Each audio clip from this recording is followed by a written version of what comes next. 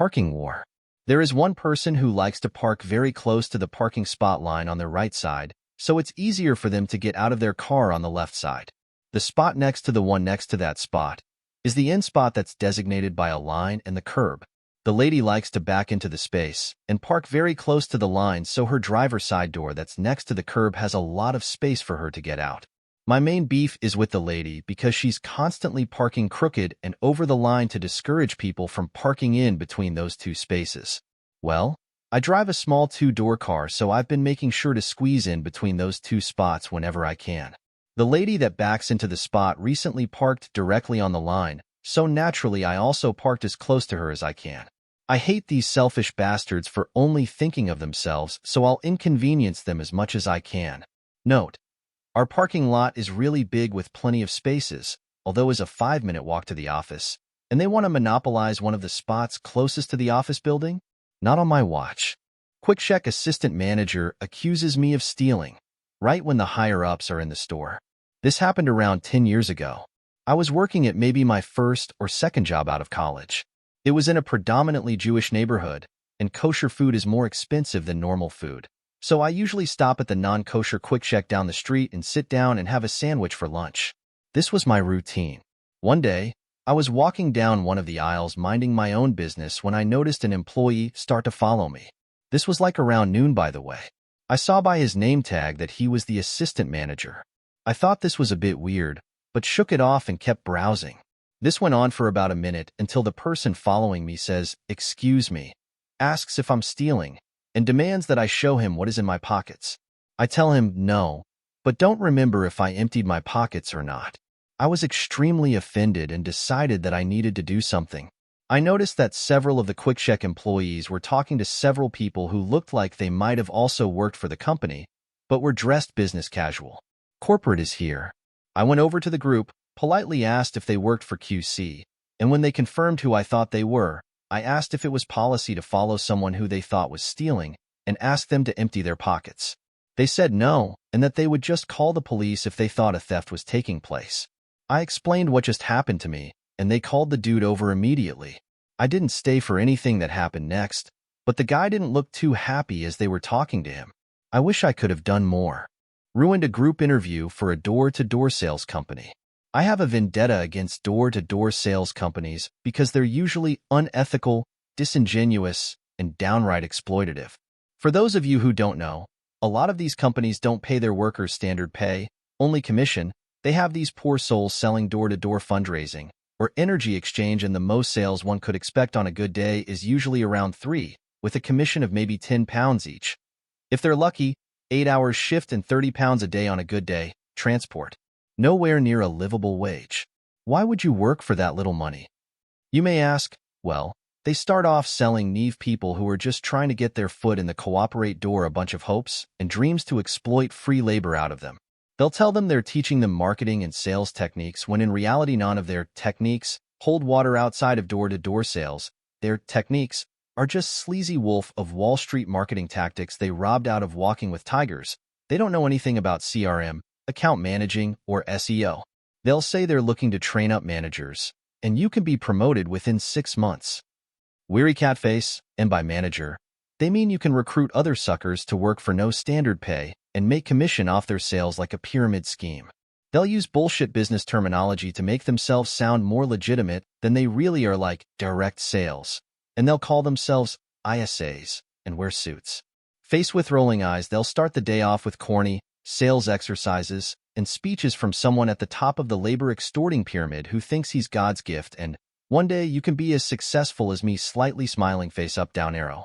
Anyone who's worked a real sales and marketing job knows this is not sales and marketing. They'll hire every applicant they get, qualifications regardless, because it's not a real sales job, on a 0-hour contract. So you have no workers' rights, but they'll lie to you and tell you it's so you can have more freedom. So I was invited to one of the webinars. I have no idea how they got my CV, but I took one look at their shifty little website, and I knew exactly who they were. They were promoting their career opportunities more than their actual product, again, like a pyramid scheme.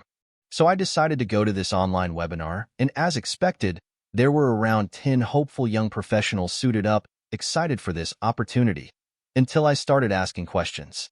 What's the standard pay? Woman, it's competitive. Your pay will reflect how hard you work. So it's commission only. There's no standard pay. How much can you expect to earn off commission then? Woman, depends how hard you work. Okay, your current product, how much does it cost, and how much commission do you get for selling it? And how many sales can you get in a day? Woman, we'll get into that later. We're looking more for people who are focused on developing their skills over money. And you could see the applicants drop like flies, logging off as soon as they realized it was all bullshit, that you can't actually earn a real living off. Stop using my stuff. I had a roommate who always let her friends eat out of my fridge. We had 2 fridges and 4 people. The girl I shared with was a hermit and had 1 shelf of food, and I kept a healthy supply of foods, including a 6-pack of pop that I seldom drank but wanted it for whenever I wanted it. It was imported at the time and is hard to find. My roommate's other fridge let someone drink all my pop and my protein balls I had for gym days. So, every week for the next 5 weeks, before I moved out, I poured a half cup of lemon juice in their milk, then their replacement milk, then the next one. I had an extra lemon juice in my room, so they wouldn't catch on. They never said a thing, but I think they likely noticed since their milk kept going bad. Y'all think they thought it was me? I have the worst neighbors, children out of control yelling. So I give them a theme song. I moved here 2 years ago, haven't been able to sit and relax in my yard for one time. It's always children screaming hysterically at the top of their lungs. Very loud music and adults yelling. Talking to them won't help. They are really stupid and can't be reasoned with because they can't for the life of them see other perspectives.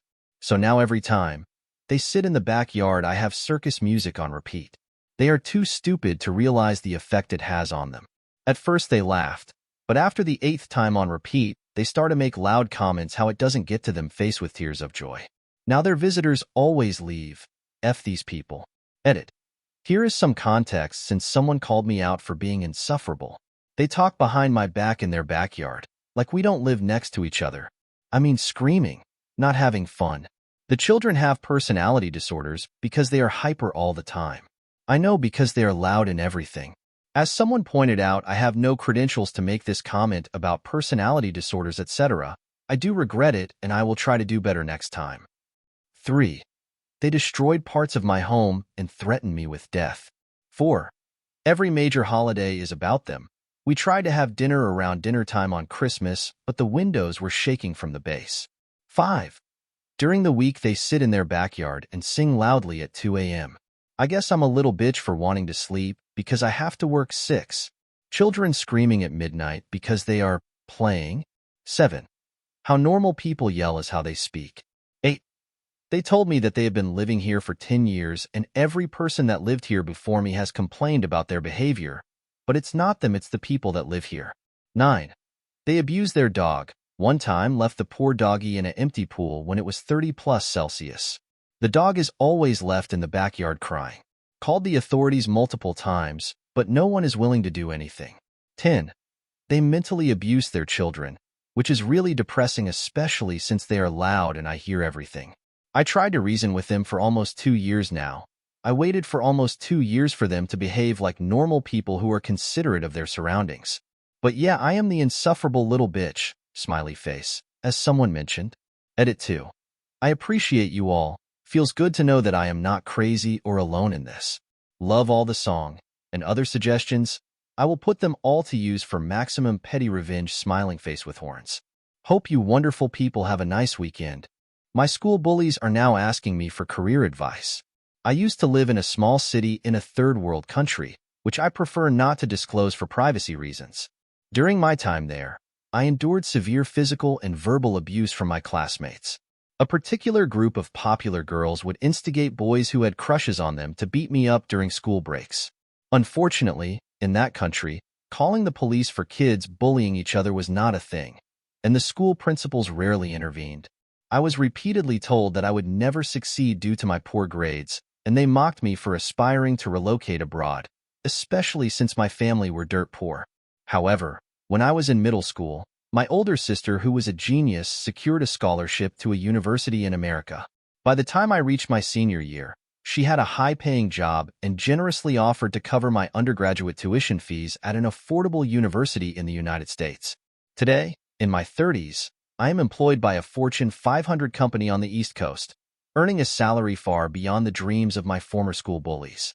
Despite their stellar academic records, and the fact that many of them hold advanced degrees in STEM fields, they still struggle to secure good jobs due to the challenging economic conditions in our home country. Since relocating to the USA, they tried to add me on social media, but I blocked them everywhere. Not sure why they suddenly remembered my existence this year, but over the past few months, several of those girls have been actively stalking my LinkedIn profile. 2 of them have even reached out to me on there, asking for referrals and guidance on securing employment at my company, which has international offices, including in our home country. I refused, since they didn't even apologize for the hell they put me through. If anything, the way one of them typed her message made it sound like I owe it to her or something, like she was demanding me to get her a job raffle. Dealing with a noisy neighbor on a hot summer's night. It was mid-June and 2 a.m. All my bedroom windows were open due to the hot, sultry night, and I was wide awake trying to get to sleep. I heard my next-door neighbor's back door open, and the sound of loud music started. He sat on his back doorstep singing along to it, obviously drunk or high, and his dog, a large pit bull type of dog, was growling and play-fighting with him as he laughed and sang noisily. I withstood this annoying racket for about 8 to 10 minutes and I snapped. I walked down the stairs, not really knowing what I was going to do. Mainly because this guy was the local villain who never worked a job, always had money, and was known to consort with various unwholesome characters in the area. I got to his front door. His light came on because of the PIR sensor, and I was about to knock when I noticed the electric meter cupboard was slightly ajar. I opened it and grabbed the main 80-amp fuse on the incoming main and yanked it out. The light went out and the music instantly stopped, and I tossed the fuse into the nearby communal bushes, which were mostly brambles. I went in, up the stairs, and got into bed and listened as the guy next door was bumbling around in the dark, wondering what had happened. He called out the electric board to try and discover why his electricity was gone, and they had to supply a new fuse. By the time they attended and fitted the fuse, his freezer had melted and his food ruined. He had no cooking facilities and couldn't run his cooling fan. He knew I did it, but he couldn't prove it. We had no further issues with him ever again. A treat for me. When I was a kid, my sister was always an asshole. We always had to share stuff because we were so close in age, and that included a room. We fought constantly about everything. She hated pets, so of course I loved them and got a hamster. She wanted a green room. I wanted orange. One day she was being particularly sistery. I pretended it didn't bother me and waited. I took my hamster treats that looked like yogurt drops and had a few in my hand, pretending I was chewing. She's like, "What do you have in your mouth?" I pretended like I just didn't want to share, then finally said, "Fine, you can have one." She took it and popped it in her mouth, and I laughed my ass off as she swallowed it. She didn't think it was funny in that second, but quickly came around. She said it wasn't that bad, but was still grossed out that she ate hamster food. We still tell this story and joke about anything that's yogurt-covered being hamster treats. We are also really close, and she still hates pets and I love them. Girls' laundry. Interrupted. TLDR, I turn off my narcissist ex's washer/dryer from an app one still have on my phone. My petty revenge story is one with my ex classic story. Boy meets girl. Girl is amazing. Girl's mask starts to slip. Girl is always in crisis. Girl abuses boy. Girl is communicating with other men, getting them to send her money. Girl manipulates boy into giving her thousands. Girl breadcrumbs boy. Girl discards boy. Girl hoovers boy. Girl love bombs boy. Girl discards boy. The classic covert narcissism love story. Anyway, without going into too many details, 2 years into our relationship, I buy her jewelry for Christmas. She decides she would like to return it, and instead we buy a big washer/dryer combo for the condo. It cost approximately $2,000. It's one of the new ones with Wi-Fi and all sorts of features and an app. I install it, download the app, and set everything up. She also keeps the jewelry I bought. So we split up, get back together, split up. It wasn't a good relationship. I move out and she goes on to trash me to anyone who will listen. She's on dating sites right away, sharing my name and location with new guys she's talking to and telling them I'm crazy.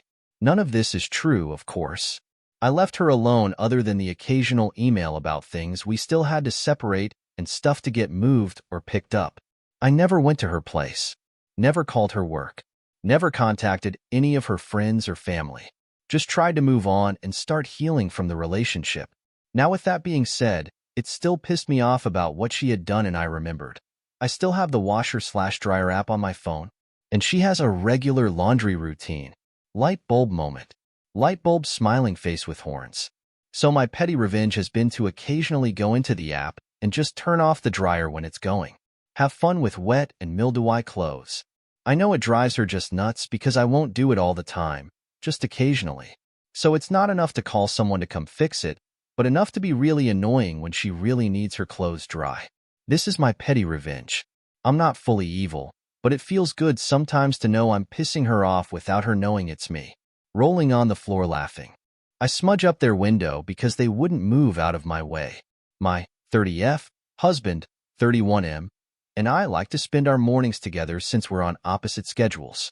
Usually, this means he'll make coffee and I'll make breakfast, then we check in about our days and the goals we want to achieve before going about our days separately. Sometimes, when we're feeling active or have run out of coffee, we'll walk the half a mile to the local convenience store and grab a cheap coffee and a snack before walking back home. On this day, I was admittedly feeling pretty rough as I did not sleep at all the night before. My husband was in a similar state, but was encouraging me to try to start the day on a happy note, being cheesy and lovey-dovey in the store. We grabbed our coffee, and as we were paying, the cashier noticed my husband's shirt and wanted to talk to him about it, a niche low-key video game reference. I decided I'd go wait for him outside since it was nice and warm, and the sun was only just starting to rise. However, 2 employees were blocking the only entrance, a glass door, and seemingly didn't notice me. I did that awkward thing where I moved both my arms like I was trying to swim around them and cleared my throat. I even tried to say "excuse me" a couple of times, very clearly trying to get outside, but they didn't budge. They were deep in conversation about this very attractive woman who had just left. They made a joke about how they just cleaned the door to check her out as she walked away. I stood there completely dumbfounded and waved sheepishly at them. At this point, one of the guys shifted to turn his back at me but still didn't move. He just lowered his voice, said something I couldn't hear, and then both laughed. It was almost like they wanted me trapped there. So I started tapping my foot and asked if they'd kindly get out of my way. They did not.